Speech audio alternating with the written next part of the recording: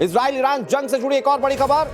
राजधानी तेहरान में इजराइल ने जबरदस्त हमला बोला है। आईडीएफ ने 1 मिनट में तेहरान में ताबड़तोड़ बम बरसाए। ये तस्वीर आपके सामने। ईरान की राजधानी तेहरान में भी इजराइल ने भयंकर बमबारी को अंजाम दिया है। सिर्फ कुछ मिनट और फाइटर जेट्स ने तेहरान को तबाह कर दिया। ये तस्वीर जरा आप देखिए।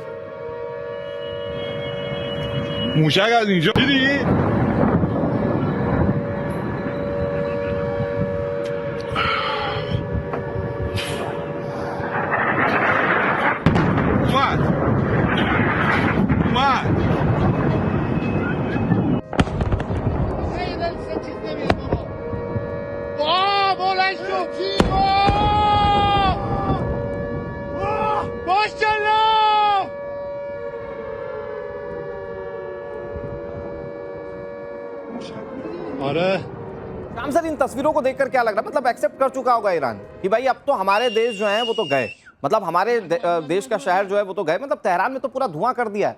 अब उनका फोकस है कि हम दूसरों को नुकसान पहुंचाएं इंस्टीड ऑफ कि हम कैसे बचें।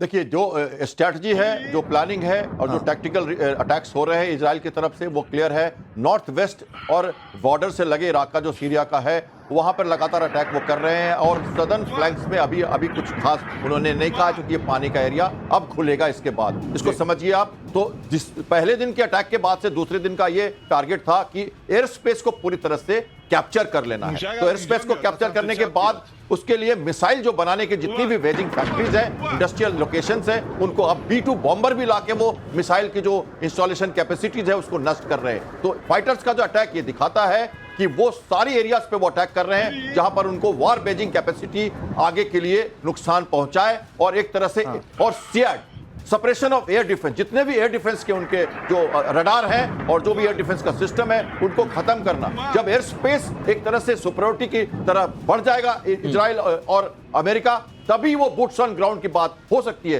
तो वे किसी वॉर का ये एक फेज होता है। पहला प्रीएम्प्टिव स्ट्राइक, उसके बाद एयर डिफेंसेस को सप्रेस करना और इसके बाद मनोबल तोड़ना, अंदर से इंटेलिजेंस गेनिंग, मनोबल तोड़ने की बातें, सोशल मीडिया और साइबर वॉरफेयर, और उसके बाद जब माहौल बन जाए, अनुकूल बने, तब बूट्स ऑन ग्राउंड किस तरफ से, कैसे, कितना और स्पेशल फोर्सेस ये जो हमले हैं, श्याम सर आप अगर एक लाइन में कंक्लूड करें, फिर मैं उसके बाद जेटली सर के पास जाता हूं। तो ये जो हमले हैं, ये बूट्स ऑन द ग्राउंड की पूरी तैयारी। देखिए, वो तो होना ही है। अगर रिजीम चेंज करना है तो वो तो करना पड़ेगा, और उसका इंडिकेशन ट्रंप ने दे दिया, क्लियर कह दिया उन्होंने। 4 से 5 हफ्ते बोला बियॉन्ड, और इसके साथ साथ उन्होंने कहा कि जरूरत पड़ी तो बूट्स ऑन ग्राउंड तैयार रहो सेक्रीफाइस करने के लिए। संवेदना भी जता दी। तो सारा माहौल तो बना ही रहे, और शांति की बात नेताओं इसलिए कर रहे हैं कि इसका कॉज बता रहे हैं विश्व को, और एक तरह से मनोबल बढ़ा रहे हैं अपने लोगों का और तोड़ रहे हैं ईरान की जनता का। लेकिन तेहरान में जिस तरह से हमले हो रहे हैं जेटली सर, मुझे लगता है कि अब ईरान के लोगों ने भी गिनती करना छोड़ दिया होगा कि कितना इंफ्रास्ट्रक्चर नुकसान हुआ, कितने लोगों की जान चली गई। मतलब पूरा तेहरान तो इस वक्त अब ऐसा लग रहा है कि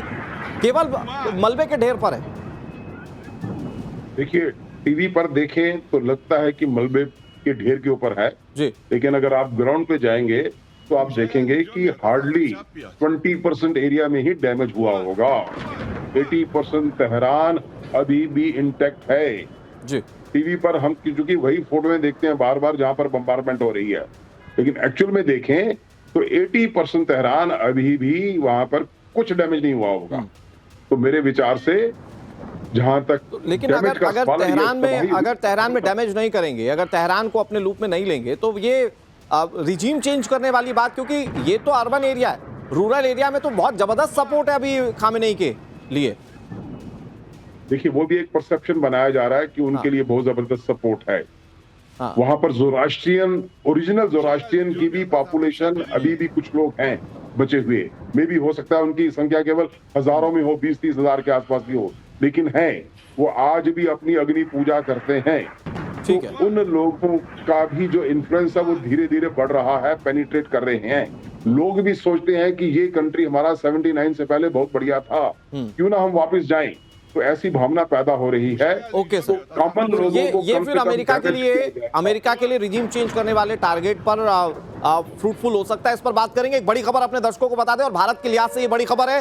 5 नए और S-400 air defence system Bharat की ओर से खरीदे जाएंगे। वायुसेना के प्रस्ताव पर रक्षा मंत्रालय से जल्द मंजूरी संभव है। बातचीत जारी है। रूसी पक्ष से भारत की बातचीत जारी है और जल्दी इसका नया टेंडर जारी होगा।